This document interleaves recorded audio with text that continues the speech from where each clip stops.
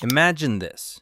You're a preacher, not a radical, not a revolutionary. You're a 47-year-old man who gives sermons in a small parish in London. You have a wife, 6 kids. You've preached Protestant faith openly for years under the last reign. Nobody cared. It was legal. It was normal. Then the new queen came. They gave you a choice. Recant your faith, return to Catholicism, sign the paper, and go home to your family. You refused, not because you had a death wish, but because you genuinely believed what you believed, and you weren't going to sign a paper saying otherwise. So now it's a February morning in 1555. You're standing in Smithfield Market, London. There's a stake, there's a chain around your waist. Someone is handing the executioner a torch. The fire starts at your feet. Welcome back, you morbid little history enthusiast. Today we're talking about Mary I of England, Bloody Mary, the queen who burned nearly 300 people alive in under 4 years, and died convinced she'd done God's work. Let's find out what it actually feels like to be sentenced to death by someone who thinks they're doing you a favor. First, let's look at who Mary I was. Mary was born in 1516, the daughter of Henry VIII and Catherine of Aragon. On paper, a princess. In practice, a political pawn from the moment she could walk. Her father needed a male heir, and Catherine kept delivering daughters and miscarriages instead. Henry's solution was a new wife, but getting one required annulling his marriage to Catherine, and the Pope refused. So Henry simply started his own church, granted himself the annulment, and just like that, England became Protestant.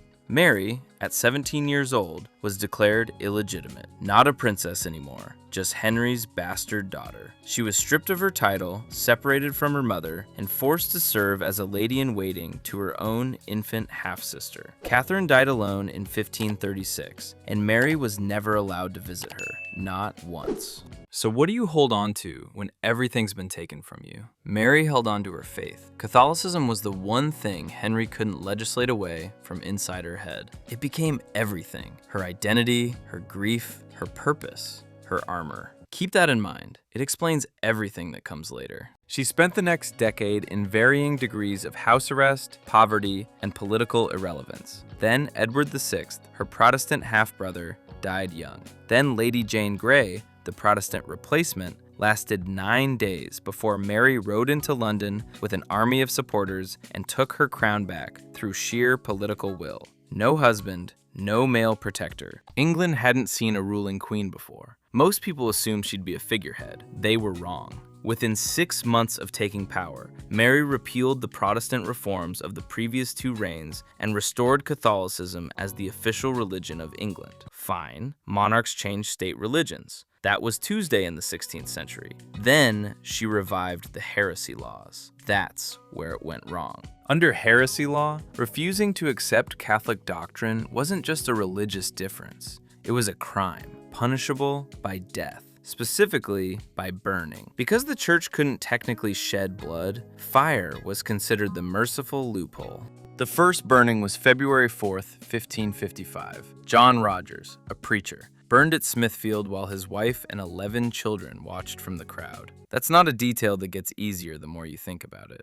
Over the next 44 months, 284 people were burned at the stake. That's roughly 1 execution every 5 days. And here's who they actually were, because this is important. Yes, there were bishops. Yes, there were prominent Protestant leaders. But most of them were ordinary people. A weaver, a carpenter, a teenage apprentice, a blind girl of 16, a pregnant woman who gave birth at the stake and whose baby was thrown back into the fire by the watching crowd. These were not powerful people making political statements. These were people who went to the wrong church. Now let's talk about what burning at the stake actually does to a human body. When the fire starts, the first thing you feel is radiant heat before the flames even touch you.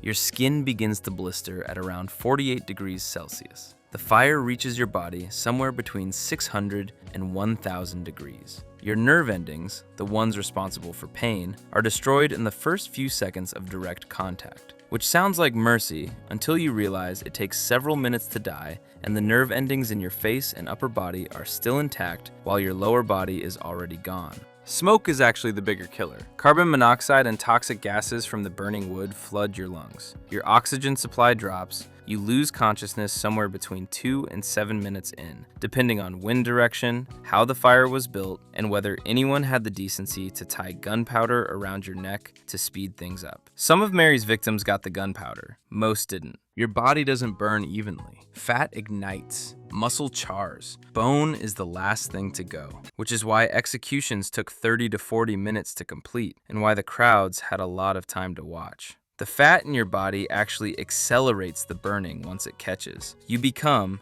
in the most horrifying technical sense, your own fuel source. From the victim's perspective, the documented accounts from survivors of partial burnings and from witnesses describe the first moments as overwhelming heat and disorientation, then the smoke, then a kind of desperate calm as oxygen deprivation sets in. Not peace exactly, just the absence of the capacity to panic anymore. Then unconsciousness. Here is the thing about Mary that separates her from a simple tyrant. She wasn't performing cruelty. She wasn't making a political point. She genuinely, completely, with her whole being, believed that Protestantism was a heresy that damned souls to hell, and that burning heretics was an act of mercy. Destroy the body, save the soul. In the theology of 16th century Catholicism, this was not a fringe position. But there's more going on, because the burnings accelerated in 1557 and 1558. More frequent, more desperate, and those years correspond with the collapse of her personal life. Her husband, Philip II of Spain, had married her for political alliance, not affection. He visited England twice in 5 years. He needed her throne. He didn't need her. Mary had 2 phantom pregnancies, her body convincing itself it was carrying an heir that didn't exist. The humiliation was total and very public. She was losing her husband, losing her hope of an heir, losing the future she'd built everything around. And so she burned even more people. Whether the 2 things are directly connected is something historians still debate, but the timeline is what it is. It all ended when she died in November 1558, aged 42, almost certainly from uterine or ovarian cancer. Philip was in Spain. Elizabeth was waiting.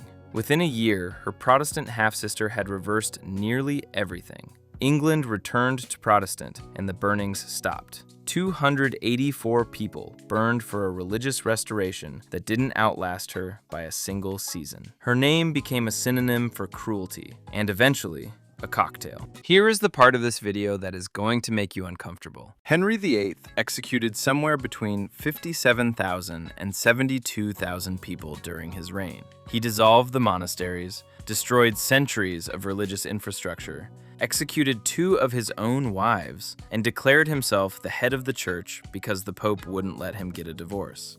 History calls him larger than life, a fascinating rogue. They make TV shows where he's played by handsome actors, and the vibe is almost admirable. Elizabeth I executed Catholics, imprisoned political rivals, and had her own cousin, Mary Queen of Scots, beheaded after 19 years of imprisonment. History calls her Gloriana, the Golden Age, one of England's greatest monarchs.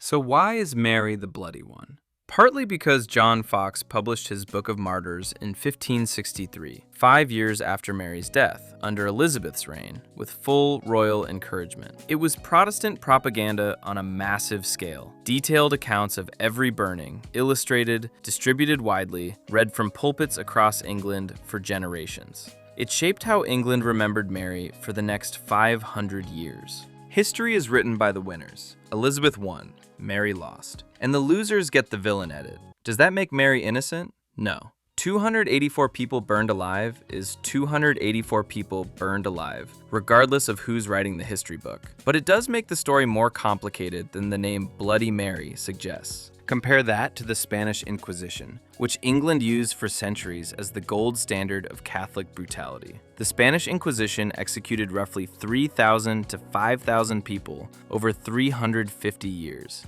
Mary did nearly 300 in under 4 per year. She was burning at a higher rate than the institution England spent 500 years using as its go-to example of religious extremism. Nobody puts the Spanish Inquisition in a cocktail name.